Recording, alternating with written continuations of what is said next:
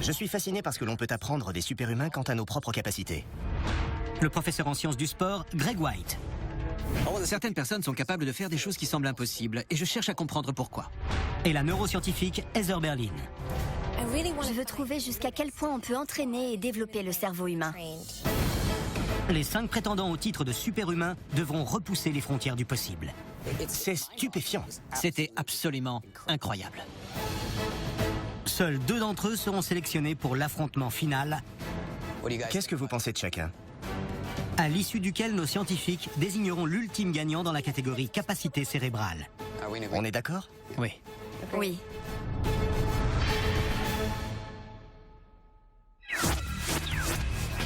Le cerveau n'est pas simplement la structure la plus complexe du corps humain, mais également la plus complexe sur Terre. Ces 100 milliards de neurones appréhendent le monde et contrôlent nos actions. Des aires différentes sont responsables de fonctions diverses et variées. Chez les super-humains, des régions spécifiques du cerveau peuvent être plus développées que la normale. Le lobe pariétal pour l'arithmétique, l'aire de Broca pour le langage, le thalamus et les lobes frontaux pour la perception de la douleur, ou encore le lobe temporal pour la mémoire. Le cerveau compte un grand nombre de mystères. La mémoire photographique existe-t-elle vraiment? Pourriez-vous regarder ces 12 chiffres pendant seulement 1 seconde et vous souvenir de chacun d'entre eux? Impossible? Notre premier super-humain peut se rappeler 4 fois cette quantité et prétend posséder l'une des mémoires photographiques les plus puissantes et les plus rapides du monde. Le docteur Heather Berlin est à Munich afin d'enquêter sur les secrets de cette faculté. Dans la catégorie vitesse de mémorisation, Ramon Campayo ne détient pas un seul record, il les détient tous. Ramon est capable de se souvenir de plus de 20 000 mots après les avoir entendus une seule fois et de 48 chiffres après les avoir vus pendant seulement 1 seconde. En tant que neuroscientifique, je suis très intéressée par le cas de Ramon. Je vais essayer de comprendre s'il y a quelque chose de différent dans son réseau neuronal, ou bien si c'est une aptitude que tout le monde pourrait acquérir en s'entraînant beaucoup. Comment allez-vous? Enchantée de vous rencontrer. Heather va vérifier si Ramon peut vraiment se rappeler des séries entières de chiffres. Voici 18 chiffres binaires. De combien pouvez-vous vous souvenir après les avoir vus pendant seulement 3 secondes? Ramon dit qu'il peut se souvenir de 2 fois plus de chiffres. Cette expérience va déterminer s'il dit vrai.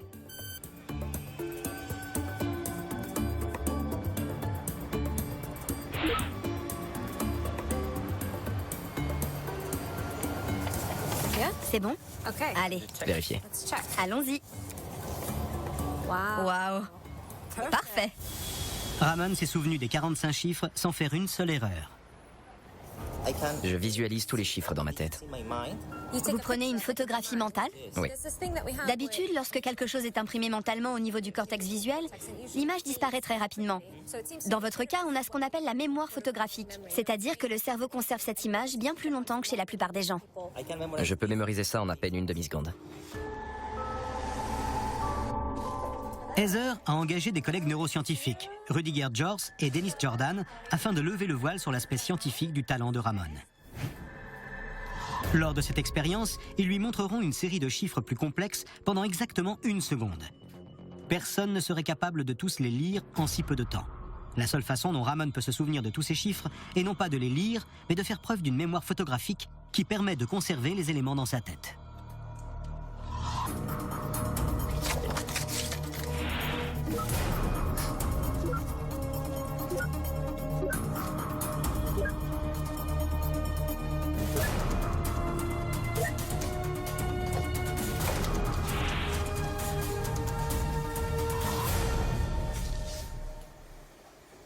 C'est correct. Waouh, très impressionnant. Le piège avec la mémoire, c'est la récupération des données.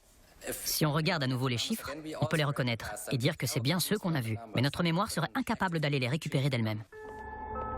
Ramon possède clairement des capacités mentales exceptionnelles. Afin de mieux les explorer, Heather veut maintenant étudier les différentes zones de son cerveau. En obtenant un électroencéphalogramme, on va pouvoir se faire une idée de ces connexions neuronales. Et comprendre la communication entre les différentes aires du cerveau. On pourra voir également comment tout cela diffère de chez une personne lambda. Oui. L'électroencéphalographie enregistre les ondes cérébrales qui sont une indication de l'activité mentale. Nous allons observer ce qui s'active dans votre cerveau. D'accord. Chacun de ces 32 capteurs mesure les ondes cérébrales qui émanent des différentes zones du cerveau. On voit là l'échange d'informations entre les différentes parties du cerveau. Comme chez la plupart des gens, le cerveau de Ramon présente des connexions importantes entre les lobes frontaux, qui sont le siège du raisonnement, et le cortex visuel à l'arrière du cerveau. Mais en plus de ça, vous semblez aussi avoir beaucoup d'informations qui circulent entre les parties frontales et d'autres aires sensorielles de votre cerveau. En particulier ce qu'on appelle le cortex temporal et le cortex pariétal. Cela en dit bien plus long. Au cœur du lobe temporal réside le siège de la mémoire visuelle à court terme. Des connexions plus rapides et plus actives pourraient-elles jouer ici un rôle dans les capacités de Ramon? On a donc une configuration différente ici. Je suis content que les résultats soient concluants. Ils ont bien démontré la rapidité de mon cerveau. Il semble en effet que Ramon possède la mémorisation la plus rapide au monde. Un exploit hors du commun qui fait de lui un sérieux prétendant à l'affrontement final. Mais notre deuxième super-humain dans la catégorie capacité cérébrale sera-t-il encore plus exceptionnel? Le professeur en sciences du sport Greg White est à Rio de Janeiro afin d'enquêter sur un homme dont l'époustouflante mémoire spatiale et le talent stratégique ont fait de lui un champion à 18 ans à peine. Gabriel Barbare est l'un des joueurs de Rubik's Cube les plus rapides du monde. Il peut résoudre ce casse-tête de manière fulgurante en 7 secondes et 78 centièmes. J'ai eu un Rubik's Cube il y a 30 ans de ça, quand j'étais petit. À cette époque, je pouvais en terminer un. Mais maintenant, ça me prendrait des jours. Enchanté. Enchanté. Je me suis penché sur celui-ci dans la voiture et ça ne marche pas. Vous pourriez faire quelque chose? Pendant ce temps, faites-moi participer un peu. Vous l'avez regardé et vous avez élaboré tout un plan dans votre tête. Oui, au moins les premiers coups. D'accord, je vous laisse continuer. Rien que la vitesse à laquelle vont vos mains, c'est impressionnant. Vous traitez les informations au fur et à mesure? Oui, bien sûr. Mais rien que la vitesse physique est incroyable. Et puis... c'est inouï. J'ai l'impression que vous analysez visuellement le cube avant de vous lancer. Il faut de l'entraînement pour acquérir la vitesse des mains. Mais il y a également toute une part de stratégie. Il faut en fait réfléchir à l'avance aux éléments qu'on va déplacer afin de réaliser le moins de mouvements possible. Afin d'aller le plus vite possible, Gabriel étudie d'abord le cube et met au point un enchaînement avant même de commencer. Il est capable de calculer intérieurement avant d'entamer le processus physique. C'est absolument incroyable. La personne lambda, face à un Rubik's Cube, essaiera de le résoudre en procédant un coup à la fois. Ce que je cherche, c'est quelqu'un qui puisse rivaliser avec ce garçon très rapide. Ça vous dit? Afin de mesurer l'efficacité de cette stratégie et de voir à quel point Gabriel est plus rapide qu'une personne normale, Greg va mener une expérience sur la plage de Copacabana. Vous avez envie de vous mesurer à ce garçon? Ouais, super. Pour cette expérience, il faut un groupe de témoins de 10 adultes sélectionnés au hasard et disposant chacun de leur cube, et 10 cubes de plus uniquement pour Gabriel. Ce dernier devra tenter de résoudre les 10 casse-têtes avant que n'importe lequel des participants ne résolve le sien. 3, 2, 1, c'est parti. C'est bien, dépêchez-vous. Premier cube terminé en 12 secondes.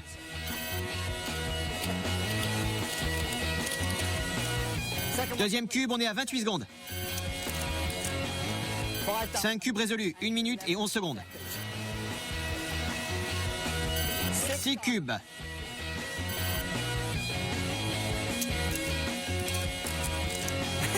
8. Il va atteindre 9 cubes, 2 minutes et 6 secondes. Et voilà le dernier cube, le 10e. Et d'après ce qu'on voit, personne ne s'était même approché du but. C'est fini. 2 minutes et 24 secondes. Gabriel a surmonté le défi. Aucun individu du groupe témoin n'a trouvé une stratégie qui lui ait permis d'approcher du but. Ce qui est incroyable, c'est que Gabriel a une formule avec laquelle il travaille. Et il doit recalculer une nouvelle formule pour chaque Rubik's Cube. À chaque fois qu'il en prend un. Greg pense que le secret de Gabriel implique des mouvements de mémorisation. Il l'emmène donc au centre de recherche où les autres scientifiques l'aideront à enquêter sur ses aptitudes au cours d'un test de mémoire très particulier.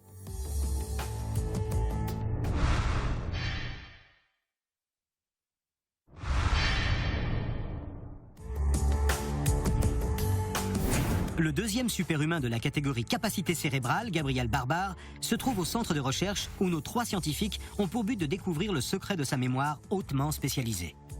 L'une des choses qui m'intéresse, c'est la capacité à mémoriser des configurations. Et si oui ou non, c'est l'une des aptitudes auxquelles vous avez recours. Pour cette expérience de mémorisation d'agencement visuel, il faut 5 cubes et un bandeau. Raoul va vous mettre ce bandeau sur les yeux. Et pendant ce temps, Heather va prendre l'un des cubes et modifier l'une de ses faces. Ce que l'on voudrait, c'est que sans avoir vu cette opération, vous nous disiez quelle face a été modifiée sur quel cube, d'accord? Mais en premier lieu, on va vous laisser le temps de mémoriser ces cubes. Ça marche? Oui.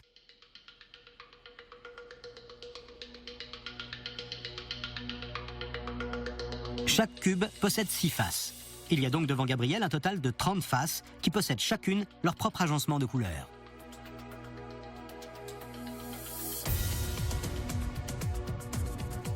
C'est bon. Vous êtes sûr? Oui. Vous n'aurez droit qu'à un essai. D'accord. Tournez-vous de manière à ne rien voir. Je vais prendre l'un de ces cubes et le modifier en effectuant une seule rotation.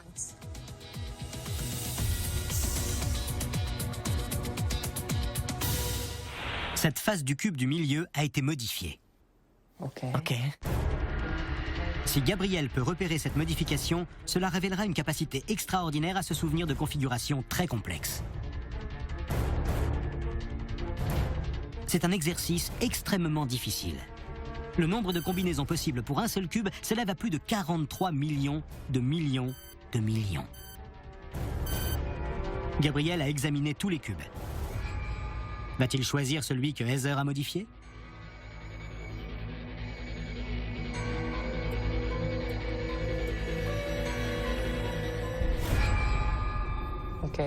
C'est ce cube-là. Et cette face-là. C'est formidable. Oui. Bien sûr, il utilise sa vision et ses capacités motrices, mais c'est sa mémoire à court terme qui est hors du commun. Il se souvient de plusieurs faces, de plusieurs couleurs, et distingue ce qui a changé ou pas. C'est fantastique. Je pense que cette expérience a été une vraie réussite. Je n'imaginais pas aller aussi vite, donc je suis assez surpris. La quantité d'énergie mentale que cet exercice requiert est impressionnante, tout comme la quantité d'informations qu'il faut garder en ligne, si je puis dire. C'est inouï.